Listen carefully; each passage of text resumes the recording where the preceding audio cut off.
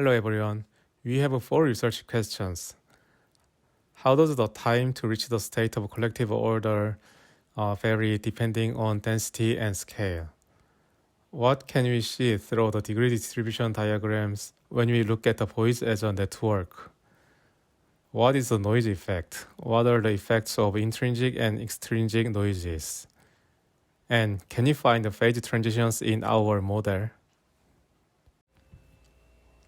We designed the simplest Boid model to implement the surprising features of collective behavior. How do swarms make the transition from a disorderly phase to an orderly phase?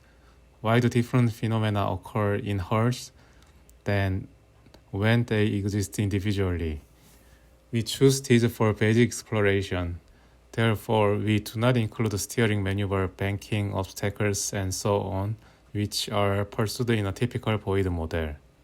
We aim for a structure with cohesion and separation capabilities added to fixed-X particle model. This is because we want to explore a collective behavior commonly found in organisms and materials. And we observe through 11 systems how the behavior varies depending on the population and size of space. And we try to quantify them through all the parameters and degree distribution diagrams. That's how the Boids in our model are designed. Because they exist as a point with no size, volume, or weight, they can enter any space infinitely like photons. But they are not swarms of photons, particles, flocks of birds, schools of fish, or organisms. All groups have the most fundamental characteristics in common. These characteristics are fusion and fission, self-organization patterns, the tendency for local actions to spread globally, critical points where phase transitions occur, and evolution into a superorganism. Complex phenomena in groups occur through the combination of very simple and partial factors, so we intensively observe basic factors such as changes in order parameter, size of space, changes in network, and noise effect. Just as the overall collective order emerges from the simple movements of the Boids, we want to understand complex relationships through simple structures. And because we want to observe phase transitions, we try various combinations of three coefficients. However, no matter how simple the rules are, our Boids are basically unable to escape the attributes of birds. They constantly fluctuate between order and disorder. They are in a group, but they don't know about the group as a whole. They only interact with others in a very small range. Through this, an irreversible group order emerges. However, our assumptions and rules are very simple. These are the assumptions for our model. First assumption is each Boid doesn't have any global knowledge of the flock, only knows about their neighbors. And their dynamics are generated by three simple behavior assumptions. First behavior assumption is cohesion. It is a tendency to move toward the center of mass of local neighbors. Second behavior assumption is alignment. It is a tendency to align their directions with the average velocity of local neighbors. A last behavior assumption is separation. Boys want to stay fairly close to their neighbors, but they don't want a collision, so they try to avoid collision. Second assumption is there are noise in perceiving the direction of neighbors. First is intrinsic noise. Boys observe correctly neighbor's direction, but make a mistake when determining their next movement. And second is extrinsic noise. Boys make a mistake while perceiving neighbors' directions. Third assumption is there is a restriction in speed of Boids. There are minimum and maximum speed at which each Boid can move. Fourth assumption is boundaries are periodic in our simulations. We compound the models of Reynolds, Fixac, and Gregoire. Reynolds originally proposed the Boid model, Fixac introduced the extrinsic noise, and Gregoire introduced the extrinsic noise. We use a periodic boundary condition to not disturb the order of the system, and considering simulation time, we choose 2D space. Now we introduce our rules for model. If a Boid sees other Boids within the range of separation, which is a lowercase r, it is accelerated away from other Boids. Separation factor C3 determines the strength of this repulsion. C3 is positive. Each Boid evaluates the center of mass of other neighbor Boids within the range between lowercase r and uppercase r and steers toward it. So in this slide, each Boid looks at neighbors between small red circle and bigger black circle. The cohesion factor C1 determines the strength of attraction. If C1 equals 1, the Boid reaches the center of the mass in one time step. Boids tend to align their directions with the average velocity of local neighbors in a range. This range is same as 1 used in cohesion. If the alignment factor C2 equals 1, Boid aligns with other Boids in one time step. The cohesion factor and the alignment factor determines the strength of attraction. We consider two kinds of noises. Intrinsic noise come from the internal decision-making process. In intrinsic noise, error arises when a Boid takes a new direction. And extrinsic noise comes from environment. Neighbor Boids' velocities contain noises. The Boid reads these corrupted velocities and evaluates the average velocities of neighbors. We sum over all the accelerations and update the velocity of a Boid, and impose lower and upper speed bound. The Boid then updates its position with these updated velocities. Updating velocities and positions happen simultaneously. We use order parameter to measure the order of the direction of motion. We get this value by computing the average of unit vector of velocities of all Boids. And the average order parameter is computed by taking average of order parameters over steps. We used a few measurement tools to measure Boid systems in our simulations. We now see the system as a network and evaluate the degree distribution and average degree. These are the parameter values we choose. We ran many pilot simulations to fix some parameters for our experiment. This figure shows the simulation result of one experiment that space L is fixed and a number of Boids n is changed. Density increases as n increases. When density is low, it reaches the final state slowly and fluctuates wildly.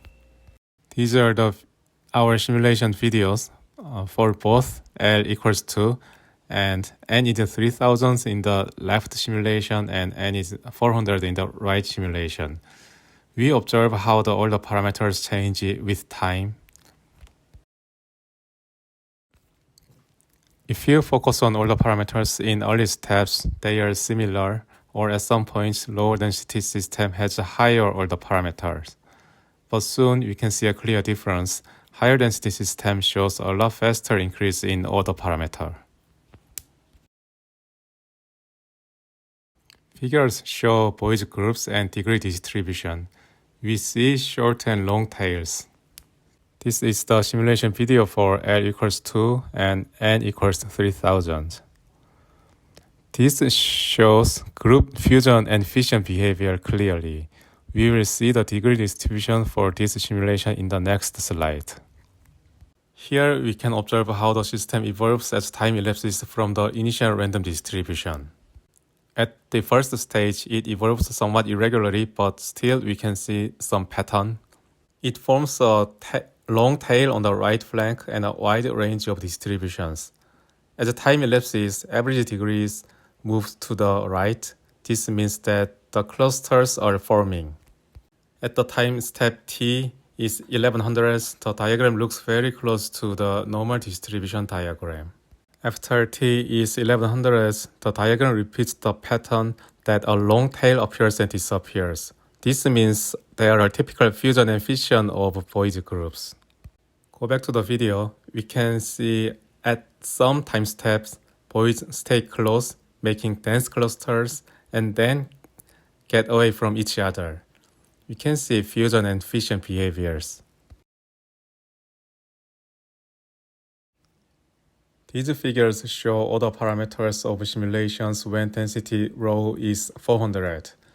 So rho density is fixed and the number of voids n and space L are changed. These figures shows Boids groups and degree distributions. We see that average degree, Boids densities in the clusters, and the area occupied by the clusters are almost the same. These videos are the simulation for the same density and different space and number of voids. Each void in the left simulation looks smaller and slower. They are not actually smaller or slower. They just look like that because they are in the wider space. These are the order parameter diagrams of simulations we just saw in the video. The system fluctuates much more when the density is lower. In these simulations, n is 400 for both, and space L is 1 in the left simulation and 2 in the right simulation. We test the intrinsic noise to measure impact of the intrinsic noise. L and n are fixed to 1 and 2000, and the minimum speed is set to the maximum speed. So voids always have the same speed but the different directions. Intrinsic noise coefficient mu1 is changed. We see that there are continuous phase transitions. These degree diagrams show that as intrinsic noise coefficient mu1 increases, the system approaches to the random distribution. These are the average of the parameters over the experiment. All other parameters are set to the same as in the previous experiment, but now minimum speed is not same as the maximum speed. It is 0.002. If there is a difference between minimum speed and maximum speed, the system always maintains certain order. This is the diagram for minimum speed is 0.002. A over A0 never come close to 1. A is the space occupied by voids, and A0 is entire space. No phase transition is observed in the case of extrinsic noise. If there is a difference between minimum speed and maximum speed, the system obtains order slowly. This is the degree diagram for extrinsic noise for V min is 0.005. There is no phase transition. In conclusion, voids eventually form groups scattered in the space. We could observe typical fusion and fission motions. As density increases, a higher value of the order parameter is achieved more quickly, and the system becomes more structured and well-aligned on a macroscopic scale. When density is constant, the number of voids are smaller. They reach a state of collective order more quickly. Intrinsic noise shows continuous phase transition. Our model has robust resilience against the external perturbation. Average distance of the neighbors of a void is between 0.033 and 0.035 in all of our measurements.